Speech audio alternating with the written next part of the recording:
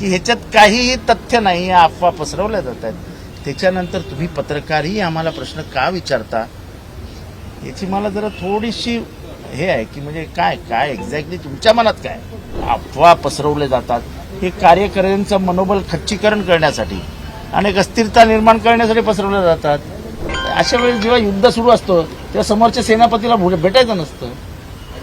राजकारण जरी असलं तरी उद्या जाऊन मी अगदी त्यांच्या घरीच जाऊन जेवलो तर माझ्या भूमिकेवर लोक संशय घेणार. तुम्ही बापाला आणि मुलीला बाजूला ठेवा आणि या आमच्याकडे. आता एकीकडे म्हणायचं दैवत आहे, देव आहे, देवाऱ्यात आहेत आणि काय मला कळत नाही. म्हणजे लोकांच्या मनात काय उलटं सुलटं चालू असतं तेच कळत नाही. पक्ष घेतला ठीक आहे, निशाणी घेतली ठीक आहे, आमचे खासदार म्हणून पळवा आणि वरती बोंबाम करा एकत्र येतात एकत्र येतात एकत्र येतात. जर एकत्र येतात ते ह्यांना कशाला बोलवता. सत्य असेल तर मी इथे कशाला बसलो असतो.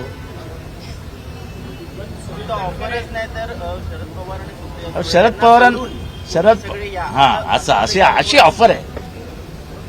सगळे म्हणजे कोण, मी तर चान्सच नाही सगळ्यांमध्ये, मग अजून कोण.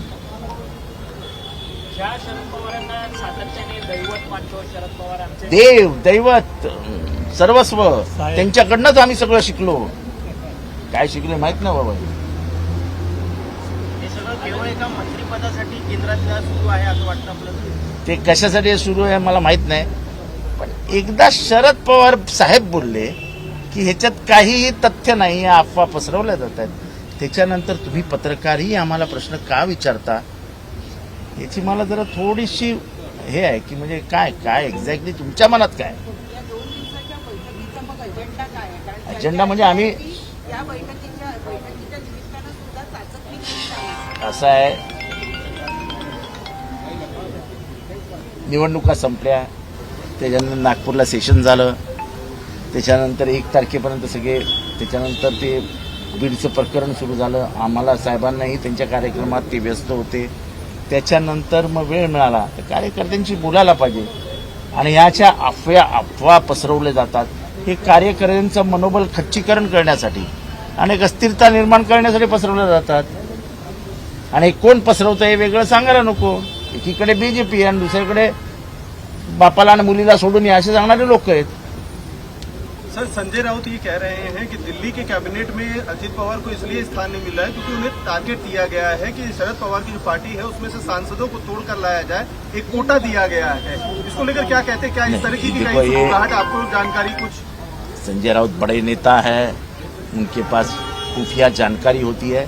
मैं बहुत छोटा कार्यकर्ता हूँ, मेरी सीमा YB चौहान के गेट पे खत्म हो जाती है. तो मेरी जितनी सीमा है उतना ही बात करता हूं मैं कि हमारे लोग कहीं नहीं जाएंगे.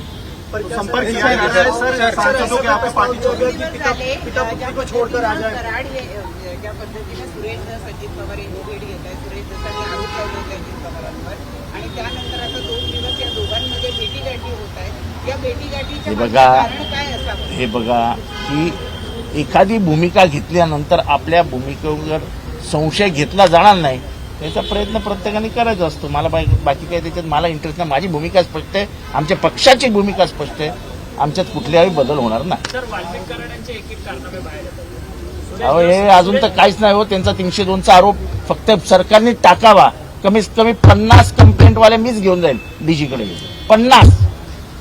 सर, पण सुरेश धसांनी ज्या काही छोट्या छोट्या बँका बुडीतामध्ये निघालेल्या आहेत, अर्थात ज्ञानराधा असेल, त्याच्यानंतर राजस्थान मल्टी इस्टेट ज्या मराठवाड्यामध्ये बुडीतामध्ये निघालेल्या आहेत, त्या बँकांच्या मालकांना वाचवण्यामध्ये देखील वाल्मिक कराड आणि धनंजय मुंडे यांचा प्रत्यक्ष सहभाग आहे असं आरोप करतात. सुरेश धस जेवढे आरोप केले तेवढे सगळे सत्य आहे.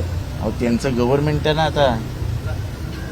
म्हणजे इतका 2014 सालानंतर गोपीनाथ मुंडे जे म्हणाले होते ते मला आठवतं की हा भस्मासूर आहे.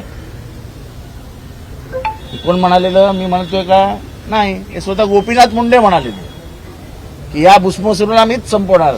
पण दुर्दैवाने तेच बिचारे अपघातात वारले आणि हा 2014 नंतर वाढत गेलेला भस्मासूर आहे.